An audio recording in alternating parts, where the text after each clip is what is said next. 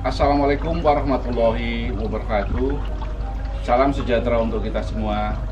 Om Swastiastu, Namo Buddhaya, salam kebajikan. Biovlog secara umum adalah pemanfaatan kembali limbah yang dihasilkan dalam budidaya ikan air tawar menjadi pakan. Budidaya ikan dengan menerapkan sistem biovlog berarti memperbanyak bakteri atau mikroba yang menguntungkan dalam media budidaya ikan, sehingga dapat memperbaiki dan menjaga kestabilan mutu air, menekan senyawa beracun seperti amonia, menekan perkembangan bakteri yang merugikan bersifat patogen, sehingga ikan dapat tumbuh dan berkembang dengan baik. Dengan sistem biovlog, pada tebar ditingkatkan. Efisiensi dalam pemanfaatan lahan dan air, efektif dalam penggunaan pakan, dengan target final mewujudkan perikanan budidaya yang berkelanjutan, prospektif, dan menguntungkan.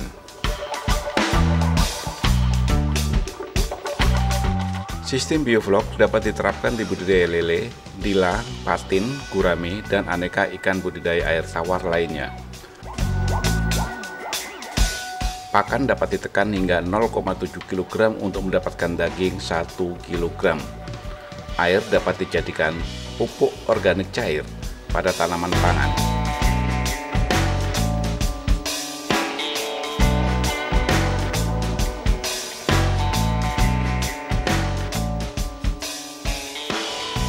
Sistem biovlog diharapkan memberikan keuntungan maksimal bagi pembudidaya ikan. Ikuti dialog serius saya, pakarnya pakar biovlog berikut ini.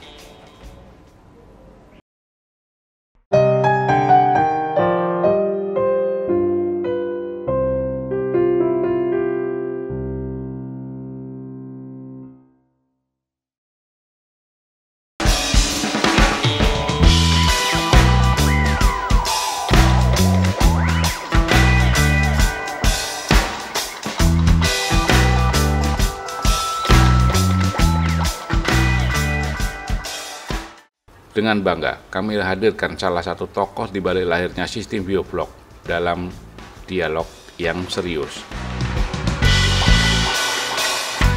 Beliau sering mendapat julukan Profesor Biovlog sebagai apresiasi publik terhadap kemampuannya.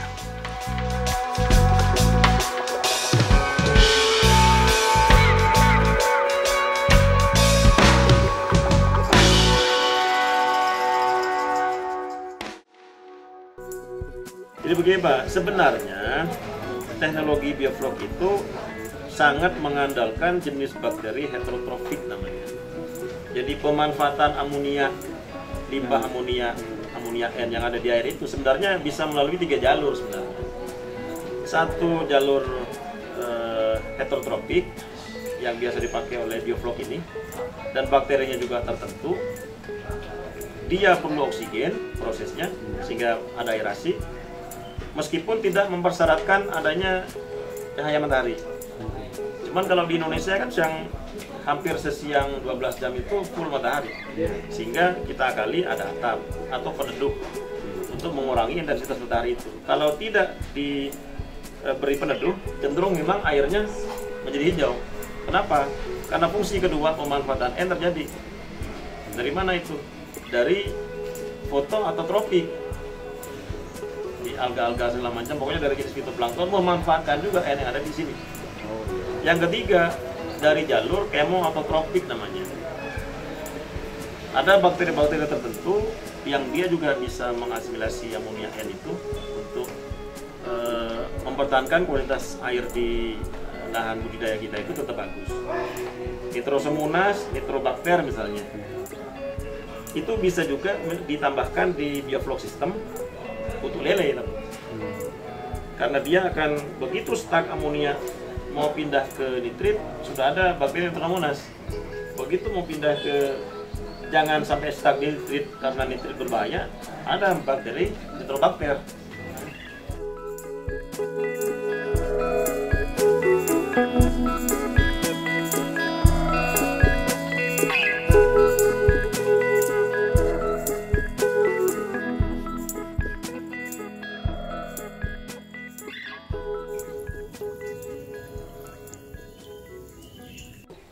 bagaimanapun kawan-kawan petani pembudidaya itu setidaknya memahami ilmu biologi ikannya secara sederhana, bahwa nila itu berbeda dari lele itu karena apanya.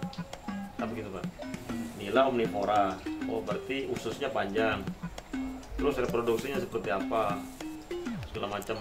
Lele itu karnivor, baik itu di fase awal sampai fase akhir hidupnya itu karnivor. Termasuk bahwa sebeda ikan beda penanganan itu betul. Lele misalnya karena dia karnivor, usus pendek, sehingga kalau dia dikasih makan maunya makan terus. Padahal dengan usus pendek itu begitu kaget dia muntah, tidak efisien makannya. Sementara nila dia omnivor, usus panjang, begitu makan kenyang berhenti dia. Itu berpengaruh juga ke pemanfaatan vlog yang nanti akan kita kembangkan. Nila menggunakan vlog, biovlognya, sehingga pada fase tertentu di pembesaran. Kalau di fase awal pendenderan masih, karena dia masih makan jasa ternik kan. Kalau di nila pemanfaatannya hal yang berbeda nanti. Makanya saya bilang bicara biovlog itu secara teknologi mirip-mirip kalau dari sisi teknologinya, tapi kalau sisi manajemen pemeliharaannya ada beda, karena ikan yang kita mau pelihara juga berbeda gitu karakternya. Apakah di sini nila, lele, gurame, dan patin itu bisa diadopsi menjadi sistem biovlog? Bisa semua. Walaupun ada tetap saja karena spesiesnya juga berbeda, penanganan selama pemeliharaan berbeda.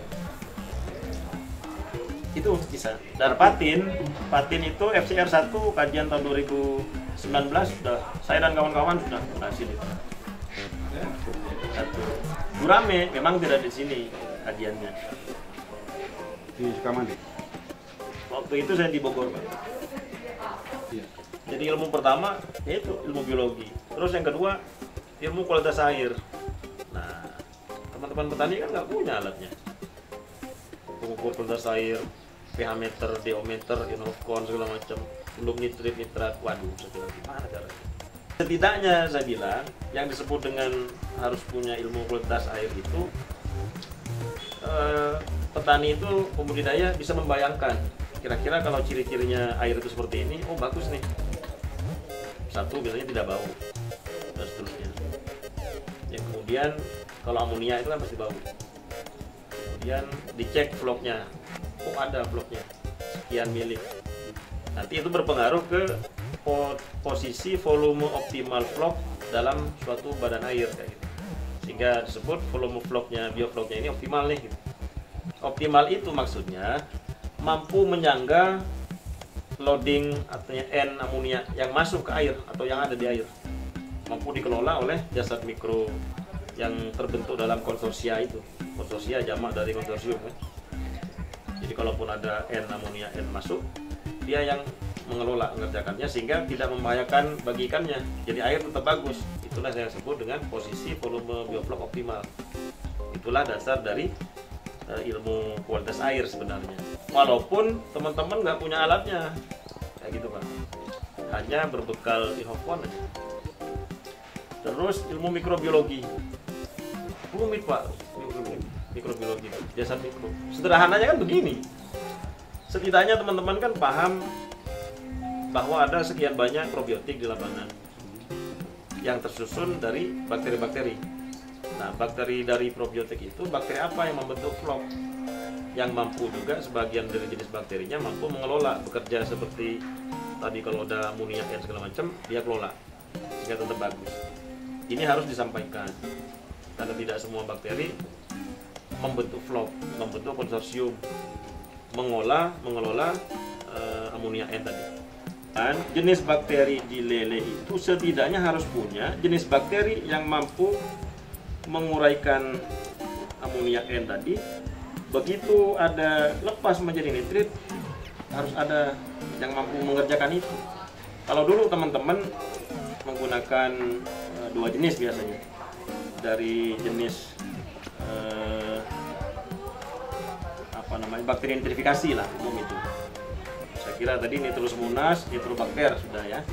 Ada sebenarnya bakteri dari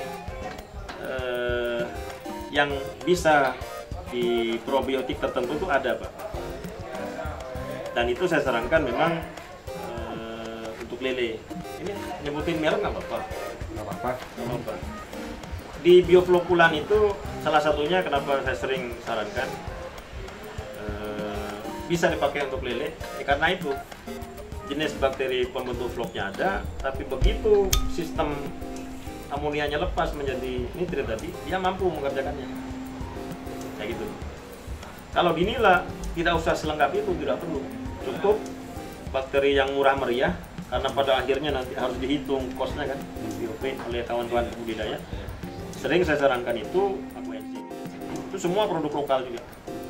Kalau ilmu matematika sederhananya begini. Satu, dalam hal wadah aja, kalau dia diameter 4, diameter 3, kan berarti otomatis volumenya kan berbeda. Rumus volume bak bulat, wadah bulat kan berarti Pi 3,14 kali R jari-jarinya kuadrat, kali T tinggi airnya. Kan begitu sederhananya, Pak. Kenapa pada tebarnya berbeda? Jadi begini. Satu, bobot biomas akhirnya pada saat panen per individu beda pasti. Oke. Sehingga orang tidak mungkin menyamakan 100 dan 600 di lele, 100 di nila, karena pada tebarnya kok besaran lele. Iya, karena final panennya berbeda. Iya. Satu, dua, lele itu ada organ tambahan namanya arboresen, yang dia bisa ngambil oksigen itu bisa langsung dari udara. Jadi dengan aerasi yang masih lebih kecil dari nila pengadukannya, dia masih bisa memanfaatkan oksigen dari udara itu untuk keberlangsungan hidupnya. Kelangsungan hidup itu ya tumbuh, ya oksidasi metabolisme, dan seterusnya di tubuhnya. Sehingga hasil akhirnya oksigen di air kalau untuk nila itu saya sarankan minimal 3,5, paling rendahnya 3 ppm. Kalau di lele itu 2,5, beda karena kemampuan tadi. Tapi 2,5 di lele ini sejak awal saya sampaikan diharapkan masih mampu menopang kebutuhan oksigen untuk bakteri heterotropnya, gitu loh Pak. Karena bakteri heterotrop juga perlu oksigen. Berapa? Hasil kajian saya itu sekitar 2 ppm. Jadi minimal untuk mensupport si bakteri heterotropik itu harus tersedia di air itu DO sebanyak 2 ppm. Cuman begitu sudah ada di air, begitu amonia lepas menjadi nitrit, persoalannya bukan hanya sekedar kecukupan oksigen yang terlarut. Karena begitu amonia berada pada konsentrasi yang menyebabkan terganggunya penyerapan oksigen, itu juga berperan besar menuju kematian. Jadi oksigen tinggi 4 misalnya, tapi nitritnya juga tinggi. Kok bisa mati? Padahal oksigen 4. Ya karena nitrit yang menghambat penyerapan oksigen ke filamen insang. Terus apakah semua teknologi bioflok ini harus di bak bulat? Kan enggak. Karena bak itu hanya rangka, ibarat rangka manusia. Sementara bioflok itu sistem budidaya atau sistem pemeliharaan. Perhitungan volumenya tetap saja panjang kali lebar kali tinggi. Itulah sederhananya kenapa 6 itu harus punya ilmu matematika seperti itu. Kalau untuk nilai itu pada tebar panjang kali lebar kali tinggi kali berapa ya? Nah, hitungannya kalau panjang kali lebar kali tinggi kan volume berarti ya. Iya. Volume, entah kubikasi sebetulnya. Per meter kubiknya tuh 100 kalau nilai. Yang teknologi yang dulu kalau di mina padi itu kan 1 ekor per meter persegi. Meter persegi karena dia masih mempertimbangkan luasan. Sementara kalau bioflok tidak hanya luasan, tapi volume, space. Itu bedanya. Kalau ditambak itu kepadatan 5. Kalau di jaring apung itu kepadatan 50 per meter kubik tadi sudah dalam jaring apung. Polamide deras itu 75. Sehingga kalau bayangan saya di awal cerita pada saat mau riset itu dengan kawan-kawan, seandainya ini teknologi bioflok ini di 100 ekor per meter kubik, tidak usah ganti air, asal terpenuhi persyaratannya, teknologi ini sudah bisa lebih bagus dari semua teknologi yang pernah ada. Itu bayangan saya awalnya. Kenapa saya tetapkan 100? Walaupun 100 itu bukan posisi optimal yang sebenarnya real secara hitungan carrying capacity, daya dukung lingkungan gitu Pak maksudnya. Tapi untuk kemudahan saja saya tetapkan 100. Itu dasarnya, Pak. Dan itu bagian juga dari penjelasan tadi ilmu matematika, ilmu fisika. Jadi dulu pemahaman teman-teman, pokoknya ada aerasi, ditempatkan di mana juga tidak diperhitungkan, itu kita benahi. Jadi mau bicara bioflok berarti bicara ada titik aerasi, apakah mau pakai batu aerasi atau jenis yang lainnya. Karena sekarang kan berkembang, tidak hanya batu aerasi, ada diffuser juga, ada bubble yang lain bentuk pipe gitu ya, pipa atau selang. Yang penting posisi si titik aerasi itu harus di mana. Dulu tidak diperhitungkan itu. Kadang-kadang kan posisinya di atas, gantung. Iya. Kalau posisi di atas, maka peluang di bawah itu ada endapan tinggi, Pak. Karena ini posisi untuk mengendapkan air memang, biar jernih. Dia harus di bawah, sehingga fungsinya jadi dua. Satu, biar tidak ada yang mengendap, itu yang disebut dengan pengadukan.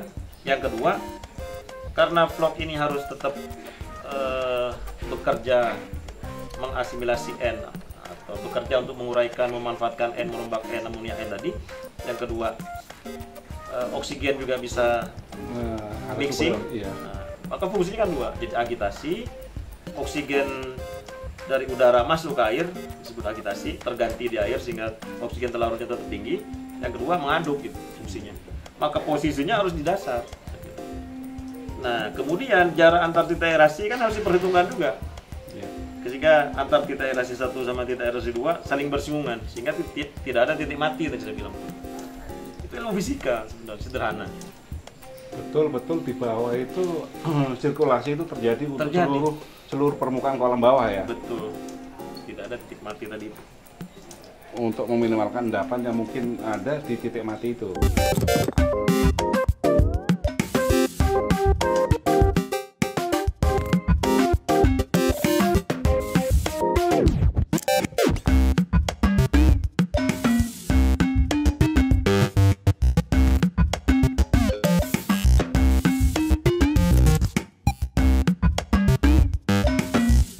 Bapak Adi Sucipto merangkum teknologi bioflok dengan istilah bioflok 651. Secara teknis, bioflok 651 adalah penekanan pada profesionalisme dalam budidaya ikan secara umum.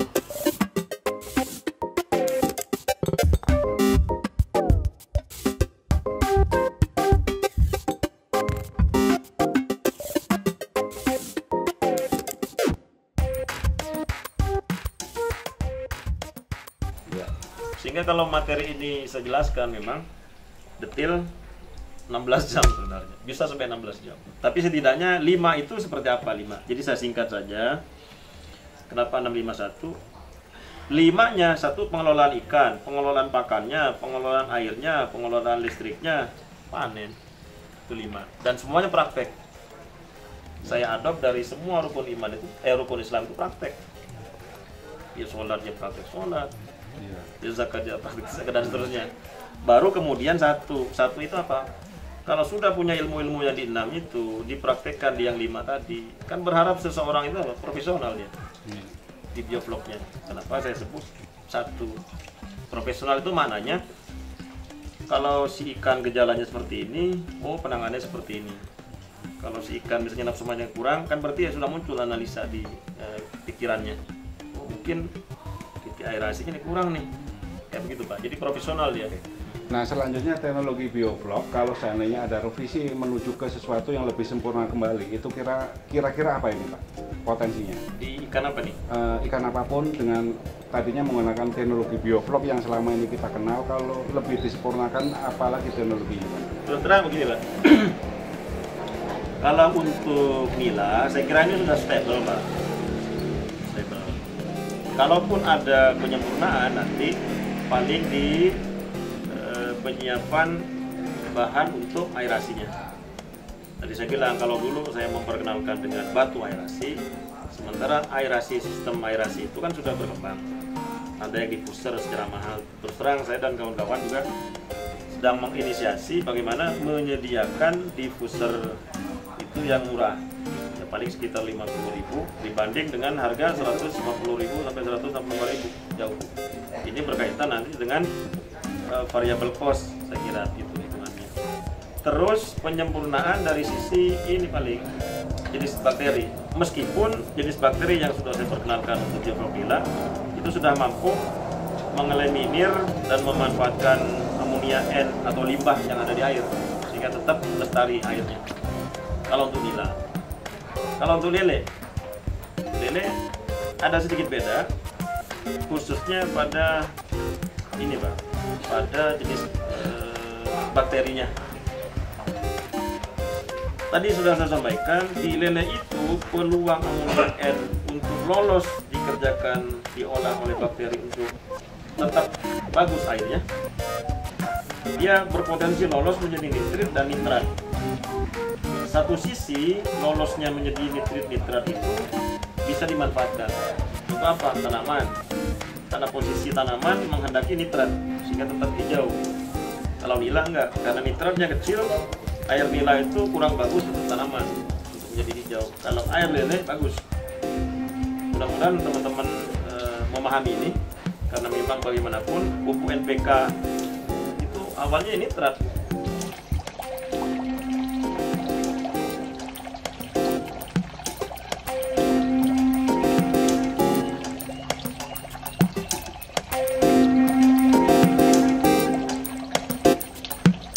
Terima kasih sudah menonton, semoga bermanfaat. Wassalamualaikum warahmatullahi wabarakatuh.